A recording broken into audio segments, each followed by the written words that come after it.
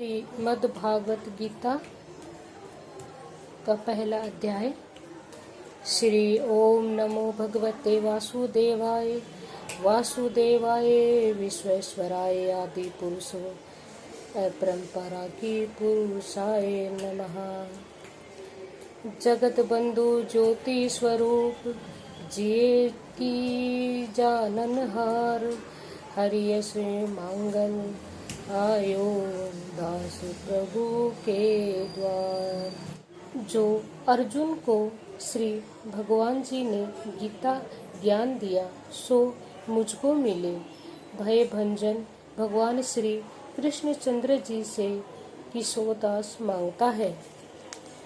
हे प्रभु, गीता ज्ञान के उच्चारण करने से तेरे पूर्ण ब्रह्म को पाता है। हे प्रभु, मैं आपकी शरण में हूँ।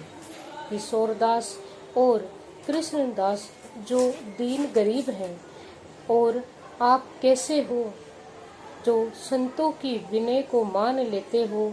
हे कमला वल्लभ श्री कृष्ण भगवान जी, हे कृपा निधान जी, तेरे संतों एवं भक्तों के वास्ते मैं यह गीता ज्ञान भाषा में कहता हूँ।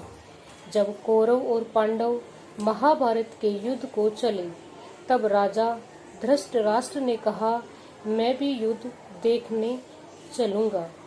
तब श्री वेद व्यास जी बोले, हे राजन, नेत्रों के बिना कैसे देखोगे। राजा धृतराष्ट्र ने कहा, हे प्रभु जी, देखूंगा नहीं तो स्वर्ण ही करूंगा। तब व्यास जी बोले, हे राजन, तेरा सारथी संजय जो कुछ महाभारत के युद्ध की लीला कुरुक्षेत्र में होगी सो तुझे यहाँ बैठे ही स्वर्ण करवाएगा। वेद व्यास जी के मुख से यह वचन सुन संजय ने विनय करी, हे प्रभु, यहाँ हस्तिनापुर से कुरुक्षेत्र की लीला मैं कैसे जानूंगा तथा राजा से किस भांति कहूँगा। तब व्यास जी ने प्रसन्न होकर संजय से कहा, हे संजय, मेरी कृपा से तुझे यहाँ से ही दिखाई देगा।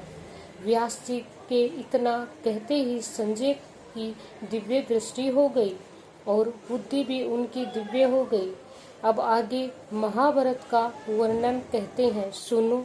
7 अक्षौहिणी सेना पांडवों की और 11 अक्षौहिणी सेना कौरवों की, यह दोनों सेनाएं कुरुक्षेत्र में जब एकत्रित हुई, तब धृतराष्ट्र ने पूछा, हे संजय, धर्म के क्षेत्र में युद्ध की इच्छा से एकत्रित हुए मेरे और पांडवों के पुत्रों ने क्या किया। संजय ने कहा, पांडवों की सेना को व्यूहित देखकर दुर्योधन द्रोणाचार्य के समीप आकर कहने लगे, हे आचार्य, देखिए, आपके शिष्य बुद्धिमान द्रुपद पुत्र ने पांडवों की बड़ी सेना की कैसी व्यूह रचना की है।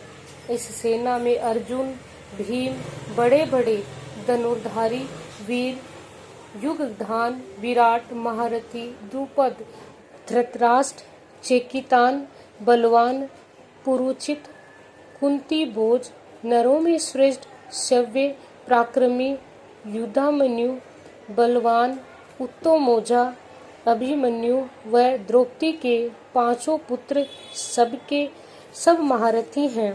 हे ब्राह्मण श्रेष्ठ, आपके स्मरणार्थ अब मैं सेना के प्रधान सेनापतियों का नाम वर्णन करता हूँ।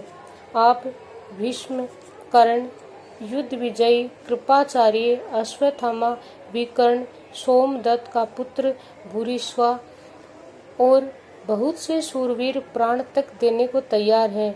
ये लोग शस्त्र चलाने में बहुत चतुर हैं और सब युद्ध विद्या में प्रवीण हैं।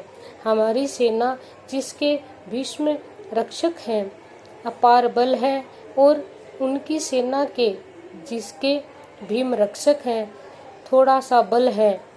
अब आप सब अपने मोर्चों पर सावधान रहकर सेनापति भीष्म की रक्षा कीजिए।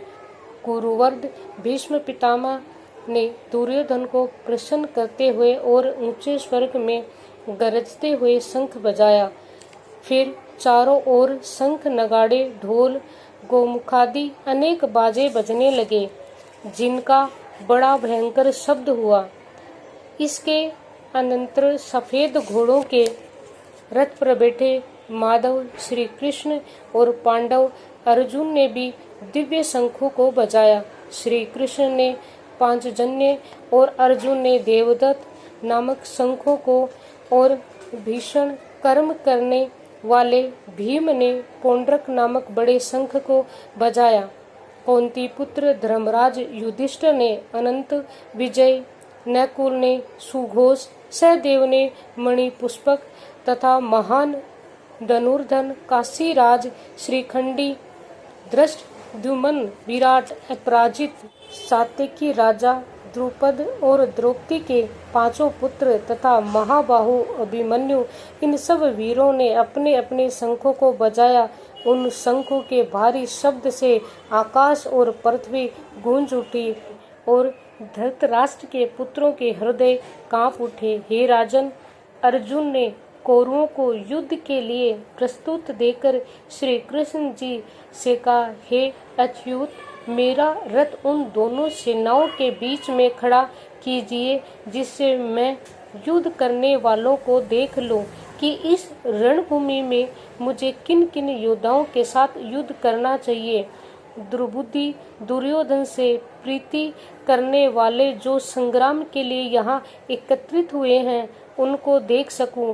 संजय कहने लगे, हे राजन, अर्जुन की बात सुनकर श्री कृष्ण ने भीष्म, द्रोण आदि वीरों के सामने उत्तम रथ को खड़ा करके कहा, हे वीर, संग्राम के लिए उद्यत इन कौरवों को देख लो। अर्जुन ने चाचा, बाबा, गुरु, मामा, भाई, पुत्र, ससुर और स्वजनों को शस्त्रों से सुसज्जित खड़े देखा और उनसे इन दोनों सेनाओं में अपने ही सब बांधवों को खड़ा देखकर परम दयाद्र हो अत्यंत खेद के साथ यह वचन कहे, हे कृष्ण, संग्राम की इच्छा से आए इन अपने बांधवों को देख मेरे अंग ढीले हो रहे हैं और मुख सूखा जा रहा है, मेरा शरीर बेकल हो रहा है, रोमांच खड़े होते हैं, गांडीव हाथ से गिरा जाता है, त्वचा जली जा रही है। हे केशव, मुझ में खड़े रहने की भी सामर्थ्य नहीं है, मेरा मन चक्कर खा रहा है और सब लक्षण में उल्टे देख रहा हूँ और संग्राम में स्वजनों का वध करके कोई लाभ भी नहीं होगा, क्योंकि हे कृष्ण, मैं जीत कर राज्य व सुख भी नहीं चाहता हूँ। हे प्रभु, हमको राज्य, भोग और जीवन से क्या काम है, क्योंकि जिनके लिए राज्य, भोग और सुख की इच्छा की जाती है, वे सब संग्राम में प्राण और धन की ममता छोड़ मरने को तैयार हैं। और हे केशव, आचार्य, पिता, पुत्र, पितामह, मामा, ससुर, पुत्र, साले और संबंधी ये सब मुझे मारे तो भी हे मधुसूदन, मैं इन्हें मारने की इच्छा नहीं रखूंगा। हे जनार्दन, त्रिलोकी के राज्य के लिए भी मैं इन्हें नहीं मारना चाहता, फिर इस पृथ्वी के लिए तो कहना ही क्या। हे जनार्दन, धृतराष्ट्र के पुत्रों को मारकर हमारा क्या होगा, इन आतताइयों का वध करने से पाप ही होगा, इसलिए हमें इन्हें मारना अनुचित है। हे माधव, स्वजनों को मारकर क्या हम सुखी रह सकते हैं। सब लोभ के वशीभूत हैं और कुल के नाश करने तथा मित्र द्रोह करने में पाप को नहीं देखते। कुल नाश को जानते हुए भी हमको इस पातक से क्यों नहीं दूर रहना चाहिए। कुल का नाश होने से कुल के प्राचीन धर्म नष्ट हो जाता है, फिर धर्म नाश होने से कुल में पाप बढ़ता है। हे श्री कृष्ण, पाप से कुल की स्त्रियां व्यभिचारिणी हो जाती हैं, जिनसे वर्ण संकर संतान उत्पन्न होती हैं।